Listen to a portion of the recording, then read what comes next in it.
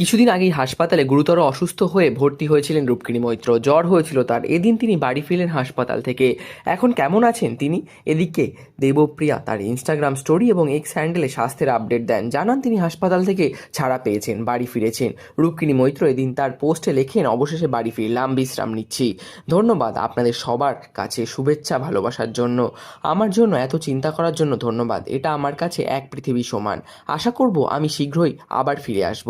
এটির ক্যাপশনে তিনি লেখেন, আমি যখন আর দিয়ে রিকভারিতে মন দিয়েছি, তখন আপনারা দয়া করে বি দিয়ে বিনোদিনীতে মন দিন।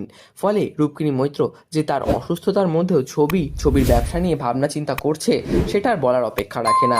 এই বিষয়ে জানিয়ে রাখা ভালো, কিছুদিন আগে রূপকিনী জানান যে তার জ্বর হয়েছে। সেই বিষয়ে আপডেট দিয়ে তিনি লেখেন, 102 জ্বরে আক্রান্ত গতকাল থেকে, কিন্তু আমার মনের জোর এখনও অদম্য। রূপকিনীর ভাইরাল হয়েছে, কিন্তু বিনোদিনীর সঙ্গে দেখা করে আসুন আপনার কাছের সিনেমা হলে। এরপর তিনি জানা গেল তিনি হাসপাতালে ভর্তি। হাতে চ্যানেল করা একটি ছবি পোস্ট করে তিনি লেখেন, সঙ্গে লেখেন, হাল ছাড়ছি না, লড়াই চলছে। তার এই অসুস্থতার খবর পেয়ে চিন্তিত হয়ে পড়ে তার অনুরাগীরা।